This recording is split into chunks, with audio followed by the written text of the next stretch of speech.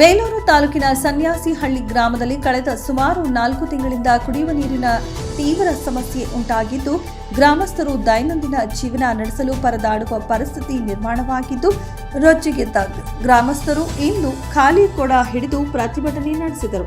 ಇನ್ನು ಗ್ರಾಮದಲ್ಲಿ ನೀರಿನ ಸರಬರಾಜು ಇಲ್ಲದ ಕಾರಣ ನಾಗರಿಕರು ಸುಮಾರು 2 ಕಿಲೋಮೀಟರ್ ದೂರದಿಂದ ಕುಡಿಯುವ ನೀರನ್ನು ತಂದುಕೊಳ್ಳಬೇಕಾದ ದುಸ್ಥಿತಿ ಎದುರಿಸುತ್ತಿದ್ದು, ಜಿಲ್ಲಾಧಿಕಾರಿಗಳು ಜಿಲ್ಲೆಯಲ್ಲಿ ಕುಡಿಯುವ ನೀರಿನ ಕೊರತೆ ಉಂಟಾಗದಂತೆ ಮುನ್ನೆಚ್ಚರಿಕೆ ಕ್ರಮಗಳನ್ನು ಕೈಗೊಳ್ಳಲಾಗುತ್ತಿದೆ ಎಂದು ಹಲವು ಸಭೆಗಳಲ್ಲಿ ಹೇಳಿಕೆ ನೀಡುತ್ತಿರುವುದಲ್ಲದೆ ತಾಲೂಕು ಮಟ್ಟದ ಅಧಿಕಾರಿಗಳ ಸಭೆಗಳನ್ನು ನಡೆಸಿ ಪಟ್ಟಣ ಹಾಗೂ ಗ್ರಾಮಗಳಲ್ಲಿ ಕುಡಿಯುವ ನೀರಿನ ಸಮಸ್ಯೆ ಉಂಟಾಗದಂತೆ ಕ್ರಮ ವಹಿಸುವಂತೆ ಸೂಚನೆ ನೀಡಿರುವುದಾಗಿ ಹೇಳಲಾಗುತ್ತಿದೆ.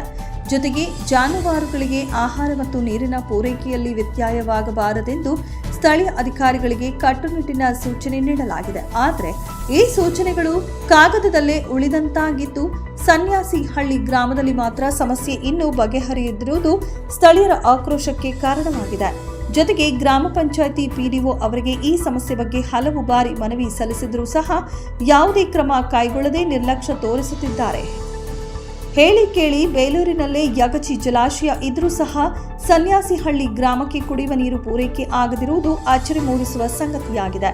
ಆದಷ್ಟು ಬೇಗ ಈ ಸಮಸ್ಯೆಯನ್ನ ಬಗೆಹರಿಸಬೇಕು, ಇಲ್ಲವಾದರೆ ಗ್ರಾಮಸ್ಥರು ಎಲ್ಲರೂ ಸೇರಿ ಖಾಲಿ ಕೊಡಗಳನ್ನು ಹಿಡಿದು ಜಿಲ್ಲಾಧಿಕಾರಿ ಕಚೇರಿ ಎದುರು ಪ್ರತಿಭಟನೆ ನಡೆಸಲಾಗುವುದು ಎಂದು ಗ್ರಾಮಸ್ಥರು ಎಚ್ಚರಿಕೆ ನೀಡಿದ್ದಾರೆ. ನಮಸ್ಕಾರ ಸ್ನೇಹಿತರೆ, ಸನ್ಯಾಸಿಹಳ್ಳಿ ಗ್ರಾಮ, ಕಸಬಾ ಹೋಬಳಿ, ಬೇಲೂರು ತಾಲೂಕು, ಹಾಸನ ಜಿಲ್ಲೆ.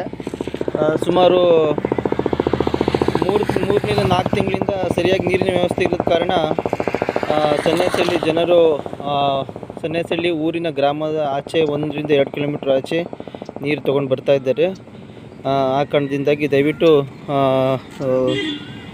ಗ್ರಾಮ ಪಂಚಾಯತಿ ಅಧಿಕಾರಿಗಳಿಗೆ ಗಮನ ತಂದರೂ ಕೂಡ ಯಾವುದೇ ರೀತಿ ಈ ನೀರಿನ ವ್ಯವಸ್ಥೆಯನ್ನು ಸಮಸ್ಯೆಯನ್ನು ಬಗೆಹರಿಸಿಲ್ಲ. ಆ ಕಾರಣದಿಂದಾಗಿ ಮಾನ್ಯ DC ಅವರು ಈ ಒಂದು ಮುಖಾಂತರ ಸಮಸ್ಯೆಯನ್ನು ಆದಷ್ಟು ಬೇಗ ನೀರಿನ ಸಮಸ್ಯೆಯನ್ನು ಬಗೆಹರಿಸಬೇಕಾಗಿ ಈ ಮೂಲಕ ತಮ್ಮಲ್ಲಿ ಕೇಳ್ಕೊಳ್ತಿದ್ದೀನಿ. ನೋಡಿ ಎಷ್ಟು ದೂರ ಇದೆ, ಇಲ್ಲಿಂದ ಸುಮಾರು 1 ಕಿಲೋಮೀಟರ್ವರೆಗೂ ನೀರನ್ನು ಓರಬೇಕಾಗಿದೆ. ಆದಷ್ಟು ಬೇಗ ಈ ಸಮಸ್ಯೆಯನ್ನು ಪರಿಹಾರ ಮಾಡ್ಕೋಬೇಕಾಗಿ. ವರದಿ ಗಣೇಶ್, ಬೇಲೂರು. ಮೆಂಡು ನ್ಯೂಸ್ ನೆಟ್ವರ್ಕ್, ಸತ್ಯದ ಕನ್ನಡಿ.